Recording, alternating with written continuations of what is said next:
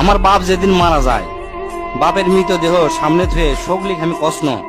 আমার বাপ যার কাছ থেকে টাকা ধার লিছে বা যাই যাই টাকা পায়, শোকলি আমার কাছে জানাবেন, আমি শোকলি ঋণ শোধ করে দেবো। এই কথা শোনার সাথে সাথে আমার বোন হাত ঝাঁকিতে হলো, ভাই তুই শোধ করবো কেঙ্গা করে? তুই তো আজ 5 বছর ধরে চাকরি নাই, বেকার থাকে এতগুলো টাকা তুই কেঙ্গা করে শোধ করবো?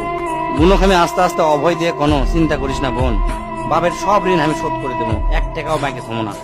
পরের দিন সকালে ঘুমোর থেকে উঠতে না উঠতেই দরজা খুলে দেখি বারান্দার 4-5 জন লোক বসে আছে, পাওনাদার।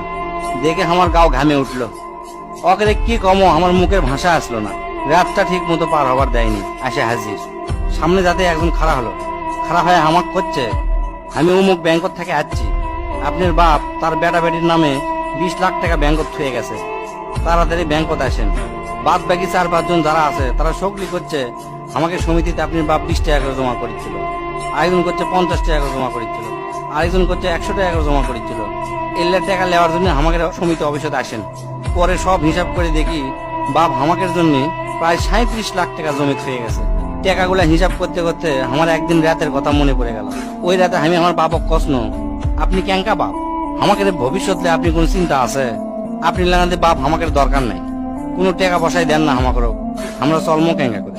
বাপ তখন মুস্কি হাসে কষলো, আমি আমার সাধ্য মতোই চেষ্টা করেছি, সময় হলে সব বুঝবার পারবো। সেই দিন ওই বাপের মুস্কি হাসে আমি বুঝবার পারিনি। সেই দিন রাত ঠিকই আছে, কিন্তু বাপটা আমার নাই।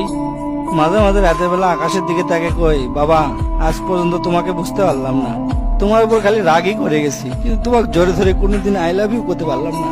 আজ বুঝিচ্ছি, কৃষক তুমি 1 শার্ট পরে 3 বছর পার করেছিলা, কৃষক তুমি 1 স্যান্ডেল 32 বার সেলাই করেছিলা, তোমার কাছে ক্ষমা চাওয়ার সময়টাও দিলা না। আমাকে তুমি মাফ করে দিও আব্বা, জীবনে তোমার সাথে অনেক বেয়াদবি করছি।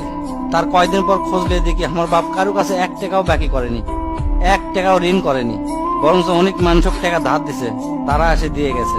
তাই তোর হাত পাও ধরে কই, দোস্তরা তোকে বাপ অনেকেই বেঁচে আছে, বাপের সাথে কোনোদিন বেয়াদবি করবো না।